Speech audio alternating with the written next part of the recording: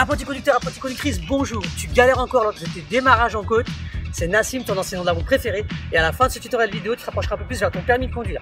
Alors, souviens-toi qu'une pente, en fait, elle crée un phénomène physique sur ta voiture. Tout comme avec ce caddie, en fait, elle va la faire reculer. Wouh! Oh putain!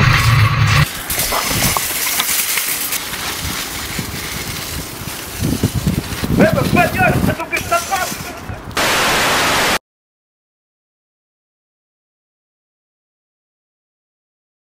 Alors, pour rappel, tu as 3 types de freins sur une voiture.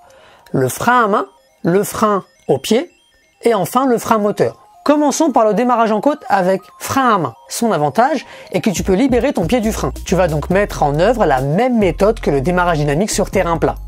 Je t'invite d'ailleurs, si tu n'as pas encore fait, à aller voir mon dernier tutoriel vidéo mis en ligne qui concerne justement le démarrage dynamique sur terrain plat. Donc la procédure est la suivante. En 1, on passe la première vitesse. En 2, on accélère à demi-tour minute et on maintient. En 3, on embraye dans la zone de patinage. Et là, vu que ton frein à main est serré, tu vas simplement attendre que le nez de la voiture se relève. C'est le signal, tu peux desserrer le frein à main. Et là, ça roule. Mais tu as aussi une deuxième méthode. C'est le démarrage en côte sans frein à main. Alors, l'avantage de cette méthode, c'est qu'elle est plus rapide à réaliser. Par contre, son inconvénient, c'est que le point d'équilibre est plus difficile à trouver. Le point d'équilibre, en fait, c'est quand tu vas réussir à bloquer la voiture dans la pente grâce à la seule force du point de patinage. De sorte que tu vas pouvoir libérer ton pied du frein pour aller accélérer. Taï, il est bon mon graphiste, hein? Donc on récapitule la procédure. En 1, on passe la première. En 2, on embraye dans la zone de patinage et on maintient. En numéro 3, on peut donc libérer le pied du frein. On va accélérer à demi-tour minute et on va maintenir. En 4, on va relever progressivement le pied de l'embrayage pendant que la voiture décolle. Et enfin en 5, une fois les disques synchronisés, on relâche totalement l'embrayage. Allez, maintenant on part sur le terrain et je te montre tout ça.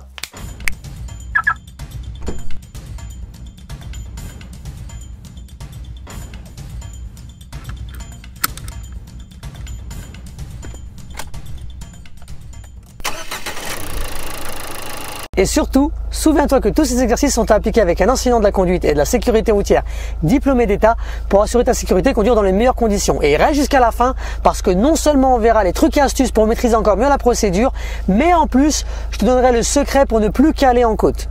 Ok mes amis, donc c'est parti. On va commencer avec la procédure frein à main serré. Vous voyez que j'ai pu libérer mon pied du frein du coup, pas de problème. Donc je démarre la procédure, je débraye à fond, je passe la première. J'accélère à 2000 tours minute, je maintiens, je lève l'embrayage en zone de patinage, regardez ce qui va se passer. Vous voyez, l'avant de la voiture se soulève.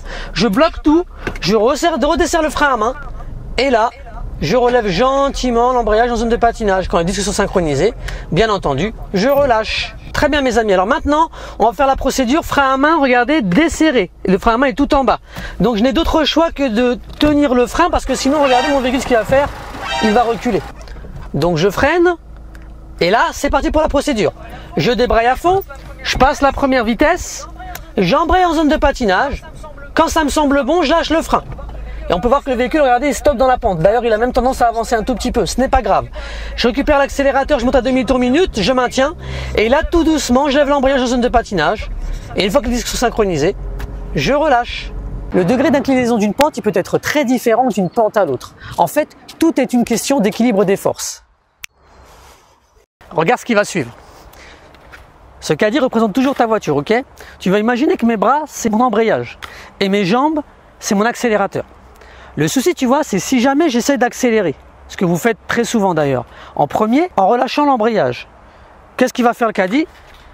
Eh bien, il va me rentrer dedans. Je vais devoir donc m'arrêter. Maintenant, ce que je vais faire en premier, c'est que je vais d'abord bloquer le caddie, le retenir avec la force de mon embrayage. Regarde, là il recule, si je bloque, voilà, je ne bouge plus.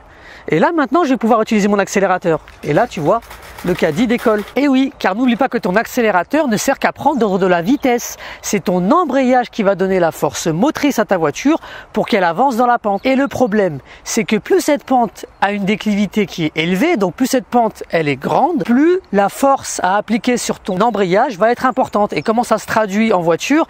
Eh bien tu vas devoir lever la pédale d'embrayage beaucoup plus haut. Et le souci, c'est que si tu fais ça, eh bien tu t'approches dangereusement de la zone de calage. Voilà pourquoi tu cales très souvent. Voici donc à quel moment tu dois privilégier l'une ou l'autre des méthodes. Lorsqu'il s'agit d'une pente à faible déclivité, ce que je te conseille, c'est de travailler simplement avec la méthode du point de patinage, donc démarrage en côte sans frein à main. Ainsi, tu partiras rapidement. Lorsqu'il s'agit en revanche d'une pente avec une forte déclivité, donc une pente très importante, je te conseille vivement de démarrer avec la méthode du frein à main. Pourquoi?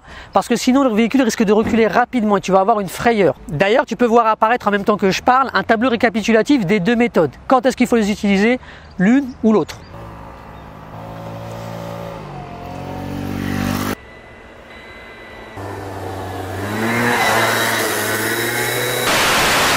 Wow, Docteur Strange.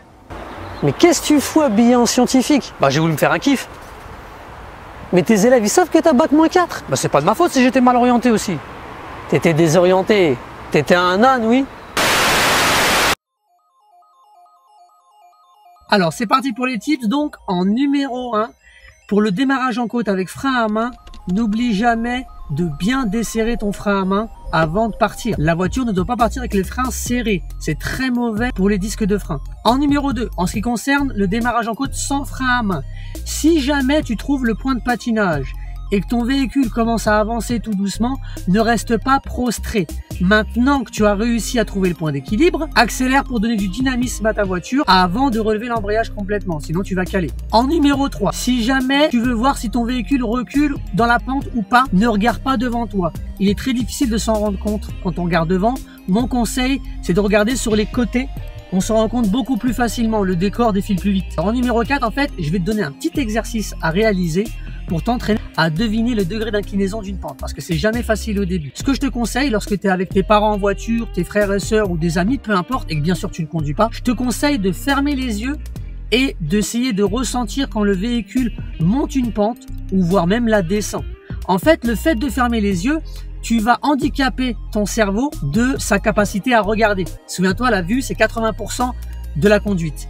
Et en faisant ça, en fait, ton cerveau il va se concentrer uniquement sur les sensations physiques, ce qu'on appelle les sensations kinesthésiques. Donc, si tu t'entraînes à faire ça très souvent, tu auras beaucoup moins de mal, une fois que tu seras au volant, à ressentir justement le degré d'inclinaison. Et enfin, dernièrement, numéro 5, entraîne-toi. Fais-le une dizaine, une centaine de fois. Plus tu le feras, plus tu t'entraîneras, et plus tu seras à même de trouver facilement ton point de patinage. Parce que n'oublie pas, le jour de l'examen, le stress cause des effets physiologiques sur ton corps. Ça veut dire que tes gestes seront moins précis, tu auras plus tendance à relâcher l'embrayage facilement. En plus, souvent, il y a les gens qui sont derrière toi et eux aussi te mettent une pression dans la côte. Donc entraîne-toi très souvent à le faire.